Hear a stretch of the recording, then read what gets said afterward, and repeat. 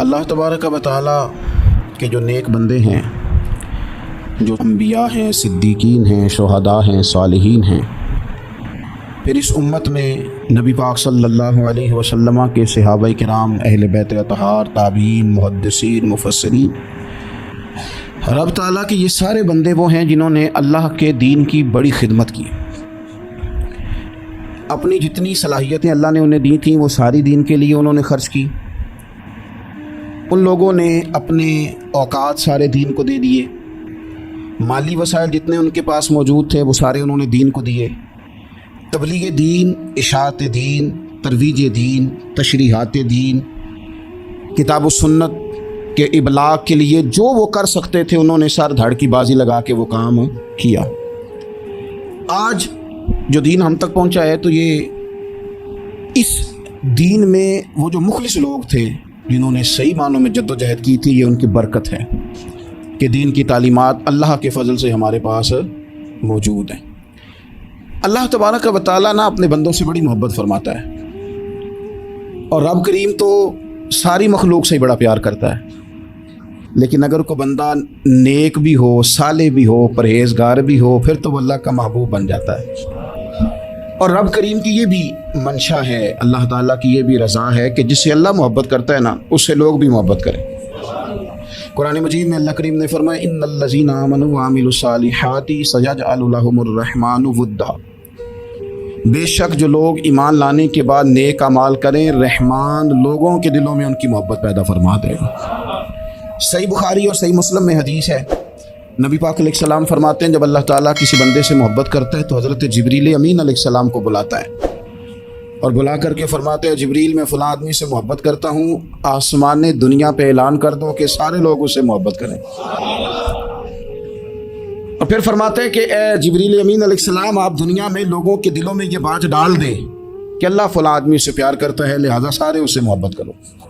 صالحین کا پیار دین کا بہت بڑا حسن ہے۔ بخاری میں، مسلم میں، کتب احادیث میں ایک پورا باب ہے کہ کسی سے محبت کرو تو اللہ کی رضا کے لیے، اور کسی سے بغض رکھو تو اللہ کی رضا، پورا باب ہے، ایک دو حدیث نہیں۔ اب ہوتا یہ ہے کہ ہمارے زمانے میں کچھ لوگ تو بیچارے ویسے بڑے بعض چیزوں سے آوازان ہیں، ان کی طبیعتیں ویسے ہی بڑی تلخ ہیں، بڑی ترش ہیں، وہ ویسے ہی ذرا دنیا سے ہٹ کے چلنا چاہتے ہیں، ان کا مزاج ہے۔ وہ کیا کرتے ہیں کہ وہ بدگمانیاں پیدا کرنا، سوسائٹی کے اندر بری سوچوں کا فروغ دینا اپنے لیے وہ ضروری سمجھتے ہیں اور اپنی ذمہ داری سمجھتے ہیں۔ میں اکثر یہ مثال دیا کرتا ہوں کہ محبت بھی اگر ہم پیدا کرنا چاہیں تو پیدا ہو سکتی ہے، اور کسی کی عداوت پیدا کرنا چاہیں تو وہ کام بھی ہو جاتا ہے۔ بہو جانا چاہ رہی تھی میکے، اس نے اپنے شوہر سے یا اپنی ساس سے کہا کہ مجھے گھر جانا ہے۔ تب ایک پہلو تو یہ ہے کہ وہ شام کو بیٹا گھر آیا تو اماں کہتی ہے کہ پتر دیکھ، بیٹا نہیں چاہ رہا تھا کہ وہ جائے، تو اماں اس کی ذہن سازی کرتی ہے، کہتی بیٹا دیکھ تو ہر وقت اپنی ماں کے پاس رہتا ہے، باپ کے پاس رہتا ہے، بہن بھائیوں کے پاس رہتا ہے، تو بیچاری اگر 6 ماہ کے بعد 3 ماہ کے بعد تقاضا کرتی ہے تو اس کا بھی تو دل کرتا ہے نا اپنے ماں باپ سے ملنے۔ اب بچہ نرم ہوتا ہے، وہ شوق سے گاڑی نکالتا ہے، شوق سے چھوڑنے جاتا ہے، اس کے دل میں محبت فروغ پکڑ گئی۔ ایک پہلو یہ ہے کہ اس نے مطالبہ کیا بہو نے کہ مجھے جانا ہے میکے، تو ساس صاحبہ نے شام کو اپنے بیٹے سے کہا کہ کوئی طریقہ تو نہیں نا روز جانے کا، اور جب یہ وہاں سے ہو کے آتی ہے تو اس کا لہجہ ٹھیک نہیں رہتا، پھر یہ اس کو غلط مشورے ملتے ہیں، تب پہلے تو وہ صاحب ویسے لڑائی شروع کر دیں گے کہ جانا ہی نہیں، اور جب بات بڑی بڑھے گی تو وہ جائیں گے تو ساتھ یہ کہیں گے کہ جاؤں گا ضرور پر دروازے پہ چھوڑ کے آ جاؤں گا، میں نے اندر کیوں کہ یہ بھی کسی نے پیچھے سے اس کو بھرا ہے۔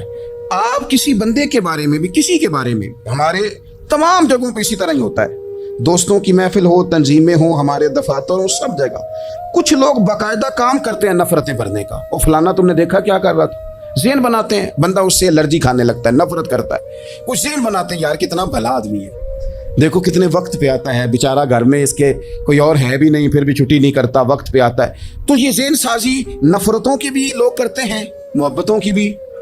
ایک مثال اور دے دو چھوٹی سی، ایک مکھی وہ ہے کہ آپ کا پورا وجود موجود ہے، پر وہ وہاں بیٹھے گی جہاں پیپ ہے جسم میں، باقی کسی جگہ نہیں. اس کا مزاج ہے غلاظت والی جگہ پہ بیٹھ, مزاج ہے, اس نے ڈھونڈ گئی کسی غلط بات پہ, ساتھ ہی غلط طبیعت ہے اس کی. مانتے نہیں بہت سے لوگ, پر غیبت کے قائل ہوتے ہیں.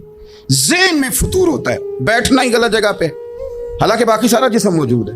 پیپ والی جگہ پہ, ریشے والی جگہ پہ, زخم والی جگہ پہ بیٹھنا ہے, اور وہاں سے اٹھ کے جب کہیں اور بیٹھنا ہے تو وہاں بیماری پھیلانی. ایک مکھی وہ بھی ہے جو ڈھونڈتی ہے سارا زمانہ, پر بیٹھتی پھول پہ ہے, اور جب وہ پھول پر بیٹھ کر اپنے گھونسلے میں جا کے بیٹھتی ہے تو پتہ ہے وہاں کیا پیدا ہوتا ہے؟ شہد پیدا ہوتا ہے, اور شہد وہ ہے جو شفا دیتا ہے. آج کچھ لوگوں نے پراپوگیٹ کر دی چیزیں. ولی کیا ہوتے ہیں, درویش کیا ہوتے ہیں, صوفی کیا ہوتے ہیں, قرآن پاک پڑھو, نماز پڑھو, عبادت کرو, ختم ہو گئی بات. او خدا کے بندو سمجھو, یہ ولی تھے جن کو صحابہ کہا جاتا ہے, ولی ہی تھے جن کو اہل بیت کہا جاتا ہے. قرآن پاک کے دفاع کے لیے, احادیث کی حرمت کے لیے, دین کی تبلیغ کے لیے جو میدانوں میں نکلا کرتے تھے انہیں ولی کہا جاتا تھا. ولی کا معنی اللہ کا دوست, ان سے پیار کرنا, ان کے لیے اپنے دل میں جذبات رکھنا. بخاری مسلم میں حدیث ہے, نبی پاک علیہ السلام نے فرمایا جو دو لوگ رب کی رضا کے لیے آپس میں پیار کریں, جو اللہ کی رضا کے لیے آپس میں پیار کریں, اللہ ان دونوں سے محبت فرماتا ہے. آپ غور کریں, اللہ کے نیک بندوں کا پیار. سال داتا گنج بخش علی اجمیری رحمۃ اللہ علیہ نے کشف المعجوب شریف میں لکھا ہے خواجہ حسن بصری کا قول. خواجہ حسن بصری تابعی ہیں, حضرت مولا علی شیر خدا کرم اللہ تعالیٰ وجہہ الکریم کے شاگرد ہیں, فیض یاب ہونے والے ہیں صحابہ سے. بڑی باریک بات کرتے ہیں, فرماتے ہیں برے لوگوں کی صحبت میں نہ بیٹھنا, برے لوگوں کی باتیں نہ سننا. اگر تم برے لوگوں کی صحبت میں بیٹھو گے, برے لوگوں کی باتیں سنو گے, تو وہ تمہیں اچھے لوگوں سے بدگمان کر دیں گے. تمہاری فکر میں, تمہارے ذہن میں وہ اچھے لوگوں کے خلاف چیزیں بھر دیں گے. برے لوگوں کی صحبت اچھے لوگوں سے بندے کو دور کر دیتی ہے. تو بھائی اچھے لوگوں کی صحبت میں آئیں گے آپ, تو اچھے لوگوں کے بارے میں آپ کی ذہن سازی ہوگی. اللہ کے نیک بندوں سے پیار کریں, ان کے ساتھ محبت کریں, ان کے لیے اپنے دل کے اندر اچھے جذبات. یہ ہمارے پاس ہیں داتا علی اجمیری, ان کے مزار شریف میں حاضری دیں. دیکھیں, غلط کام جہاں ہوتا ہو غلط کام کو روکا جاتا ہے, اصل چیز کو بدل نہیں دیا جاتا. داتا صاحب محسن ہیں اس امت کے, اور ڈاکٹر اقبال نے کہا سید حجویر مخدوم امم. داتا صاحب تو وہ ہیں کہ امت ساری کے مخدوم ہے, ساری امت کو ان کی خدمت کرنی چاہیے.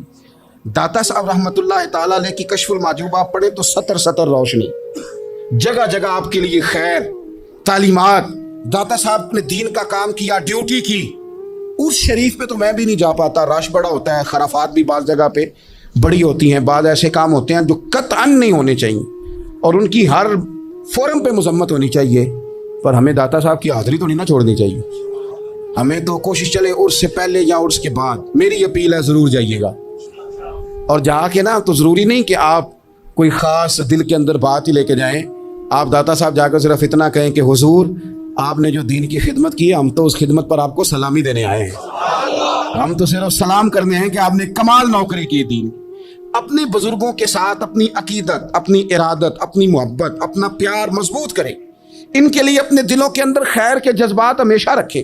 صحابہ کرام کے لیے, اہل بیت اطہار کے لیے, امام بخاری کے لیے, امام مسلم کے لیے, صوفیاء کے لیے, حضرت غوث پاک جیلانی کے لیے, خواجہ معین الدین اجمیری کے لیے, حضرت بہاؤالحق نقشبند بخاری کے لیے, حضرت سیدنا داتا علی اجمیری کے لیے, حضرت پیر سید مہر علی شاہ کے لیے, امام احمد رضا بریلوی کے لیے علیہم الرحمہ. اچھے جذبات ہو, اچھا ذہن ہو, اچھا گمان ہو, آپ کی طبیعت چاہے کہ آپ ان لوگوں کی تعلیمات پڑھیں. جو طرز حیات انہوں نے اختیار کیا, اس طرز حیات پر ہم بھی عمل کریں, ہم بھی اپنی زندگی اسی طرح سنت اور شریعت کے مطابق گزاریں جو ان لوگوں کا نہج اور ان لوگوں کا طریقہ تھا.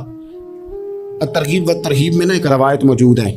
ایک تابعی بزرگ ہیں حضرت ابو ادریس خولانی رضی اللہ تعالیٰ, وہ کہتے ہیں میں دمشق کی جامع مسجد میں داخل ہوا تو میں نے دیکھا کہ ایک نوجوان, بالکل کالی داڑھی لیکن بڑے خوبصورت چمکتے ہوئے دانت ان کے, لوگ ارد گرد کافی سارے بیٹھے تھے, مختلف مسائل پہ بات کر رہے تھے. جب لوگ الجھ جاتے نا اور کسی مسئلے میں ان سے کام آگے نہ بڑھ پاتا تو وہ پھر اس نوجوان کی طرف رجوع کرتے اور وہ جوان 2-4 باتوں میں فوراً مسئلہ حل کر دیتے. کہتے میں نے ایک شخص سے پوچھا یہ کون ہے اتنی نورانی شخصیت؟ تو کہتے مجھ سے کہنے لگے آپ نہیں جانتے, یہ تو صحابی رسول حضرت معاذ بن جبل رضی اللہ تعالیٰ, یہ تو نبی پاک صلی اللہ علیہ وسلم کے صحابی حضرت معاذ بن جبل ہیں. کہتے ہیں میری طبیعت نہ لگ گئی ان کے ساتھ. میرا ان کے ساتھ دل کا لگاؤ ہو گیا, محبت ہو گئی, شوق ہو گیا. ہم نے چونکہ اولیاء کو, صوفیاء کو, صحابہ کو, اہل بیت کو اس طرح لوگوں کے سامنے پیش نہیں کیا, اس لیے ہمارے بچوں نے آئیڈیل بنایا ہے نئے دور کے فیشن کو. ہماری آنے والی قوم کسی امیر ترین شخص کو آئیڈیل بناتی ہے, پھر وہ سارے غلط ملت رستے اختیار کر کے وہاں تک جانا چاہتی ہے. وہاں جو آدمی کھڑا ہے وہ کسی بھی صورت میں اپنے آپ کو فیمس کر کے دنیا کے سامنے لانا چاہتی ہے, چاہے انہیں کسی طرح کا بھی کوئی روپ دھارنا پڑے. یاد رکھ لیں اور سمجھ لیں اس بات کو, اگر ہم ان لوگوں کی سیرت کو, سوانے کو اپنے گھروں تک لے آئیں تو آپ یقین کریں کہ ہماری نسل کے بچنے کا بہت بڑا یہ ذریعہ بن جائے. اب جوان ہے یہ بھی, لیکن امت کے مسائل حل کر رہے ہیں. حضرت ابو ادریس کولانی کہتے ہیں مجھے ان کی یہ طبیعت دیکھی تو پیار ہو گیا ان سے. اس دن تو رش بڑا تھا, میں نے سوچا کہ کل جلدی آؤں گا اور ان سے ملاقات کروں گا. کہتے ہیں میں اپنی طرف سے سب سے پہلے مسجد میں پہنچا, لیکن حضرت معاذ ابن جبل تو مجھ سے پہلے مسجد میں موجود تھے اور وہ نفل پڑھ رہے تھے. فرماتے ہیں جب وہ فارغ ہوئے تو میں ان کے قریب گیا اور میں نے جا کے کہا حضور مجھے اللہ کی قسم ہو مجھے آپ سے محبت ہو گئی ہے, اللہ کی رضا کے لیے آپ مجھے اچھے لگتے ہیں.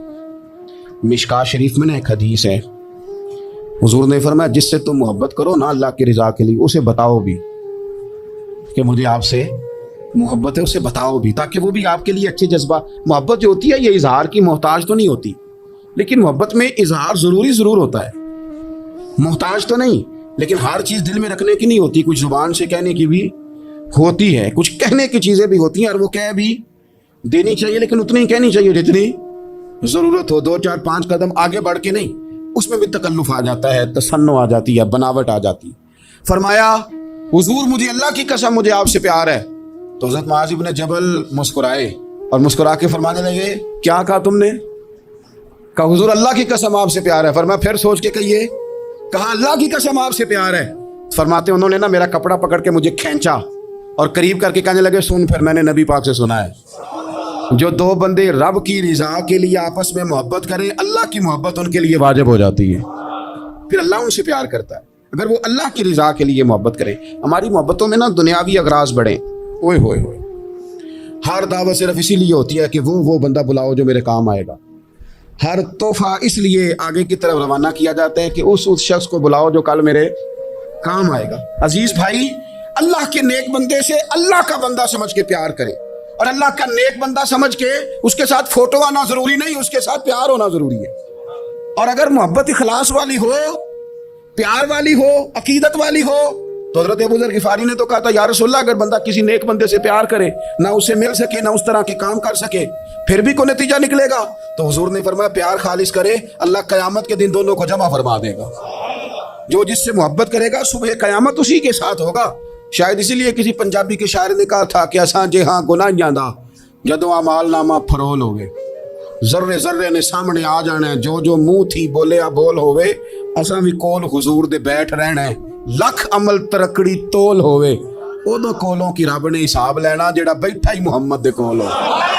تو اللہ کے بندوں سے اللہ کی رضا کے لیے پیار کریں, اس میں للہیت پائی جائے, للہیت ہو, اس میں کوئی اور نہ ہو, بندہ ہو اور اللہ کی رضا ہو, یعنی درمیان میں رب ہو, اور تیسرا وہ شخص ہو. رضا الہی جب مقصود ہو پھر شکوے بھی پیدا نہیں ہوتے, پھر شکایتیں بھی پیدا نہیں ہوتی, پھر اپنی مرضی کے بندہ جملے بھی نہیں بیان کرتا, پھر کسی جگہ کوئی تکلف بھی اس میں نہیں پایا جاتا. تو خالصۃ لوجہ اللہ تعالی آپ اللہ کے بندوں سے محبت کریں اور خاص ان کے لیے جذبات پیدا کریں. آپ کی طبیعت میں خاص جذبہ ہو, خاص شوق ہو, کسی پراپوگیٹ کرنے والے کے کسی پراپوگنڈے کا شکار نہ ہو. آپ کی طبیعت ہو, طبی میلان ہو, ذوق ہو. حضرت حرم بن حیان تابعی ہیں, فرماتے ہیں جب میں نے یہ حدیث سنی نا کہ نبی پاک علیہ السلام نے فرمایا ہے کہ حضرت اویس کرنی ان کی دعا کی برکت سے اللہ میری امت کے لوگوں کی بخشش کرے گا. اور جب میں نے یہ سنا کہ حضرت مولا علی جیسے لوگ, حضرت عمر فاروق جیسے لوگوں کو جبہ دے کے بھیجا گیا ہے اور حضور نے بھیج کے کہا ہے کہ اویس سے کہنا میری امت کے لیے دعا کرے, تو فرماتے ہیں میرے سینے میں لو لگ گئی کہ میں حضرت اویس کرنی سے ملوں. میری طبیعت لگ گئی, میرا شوق آ گیا کہ میں خواجہ اویس کرنی رضی اللہ تعالیٰ عنہ سے ملوں. میں نکل پڑا, اللہ کے بندے کے لیے نکلا. حضرت حرم بن حیان کہتے ہیں, اس کو ابن الجوزی نے بھی لکھا ہے, داتا گنج بخش علی اجویری نے بھی لکھا ہے, کہتے ہیں میں ڈھونڈنے لگا حضرت اویس کرنی کو, بڑے شہروں میں گیا پر وہ ملے نہیں. داتا صاحب کہتے ہیں وہ حال والے آدمی تھے, ان پر بھی حال تاری رہتا تھا، اسی کسی دے کچھ نہیں لگتے تے نہ کوئی ساڈا دردی، وہ بھی اپنی کیفیت میں رہتے تھے۔ داتا صاحب نے لکھا ہے جب دنیا ہنستی تھی تو حضرت اویس کرنی رویا کرتے تھے، جب لوگ روتے تھے تو وہ ہنستے تھے، وہ سادہ غذا کھاتے تھے، کسی سے کوئی لین دین نہیں، اپنے طرز کلام، اپنی زندگی۔ یہ لوگ بھی بڑے شاندار ہوتے ہیں، فرماتے ہیں کہ وہ اپنے حال میں رہتے تھے۔ حضرت حرم بن حیان کہتے ہیں میں نے بڑی جگہ ڈھونڈا، پر میں جہاں جاتا لوگ کہتے ہاں گندمی رنگ والے، ہاں جن کے چہرے پر کچھ برس کے داغ ہیں، وہ جن کا چہرہ اور وجود بڑا روب والا، وہ اویس کرنی۔ کہتے ہیں میں ڈھونڈتا جس شہر میں جاتا لوگ کہتے ہیں وہ آئے تھے پر چلے گئے۔ وہ کسی نے کہا تھا نا اویسیوں میں بیٹھ جا، بلالیوں میں بیٹھ جا، صفیں تو سب بچھی ہیں تو عشق والیوں میں بیٹھ جا۔ فرماتے میں وہ صفیں تلاش کرتا، ڈھونڈتا، نہ ملے مجھے، بالآخر میں عراق پہنچ گیا۔ نہر فرات کے کنارے ساری دنیا سے علیحدہ ہو کے وضو کر رہے تھے۔ کہتے ہیں میں پیچھے کھڑا ہوں، میں نے جا کے کہا السلام علیکم، تو حضرت اویس کرنی چہرہ اٹھا کے کہنے لگے وعلیکم السلام حرم بن حیان۔ تو میں نے کہا حضور آپ مجھے جانتے ہیں؟ فرمانے لگے عرفت روحی من روحی کا، میری روح تیری روح کی جاننے والی ہے۔ کہتے ہیں میں نے کہا حضور کو نصیحت کر دیں، تو فرمانے لگے پہلی نصیحت تو یہ ہے کہ آج کے بعد مجھے ملنے نہ آنا، میں نہیں پسند کرتا ہوں، میں تنہا رہنا چاہتا ہوں، مجھے نہیں شہرت اچھی لگتی، میرا نہیں دل کرتا لوگ میرے پیچھے بھاگیں، آج آیا ہے آج کے بعد نہ آنا، بس چھوڑ دے مجھے میرے حال پہ، میں اپنی زندگی اپنے حساب کے مطابق گزارنا چاہتا ہوں، تو آج کے بعد نہ آنا۔ اور پھر فرمانے لگے اگلی نصیحت یہ ہے کہ جو رب نے تجھے دے دیا ہے نا اس پہ راضی ہو جا، اگر اس پہ راضی نہیں ہوگا تو تکلیف میں رہے گا۔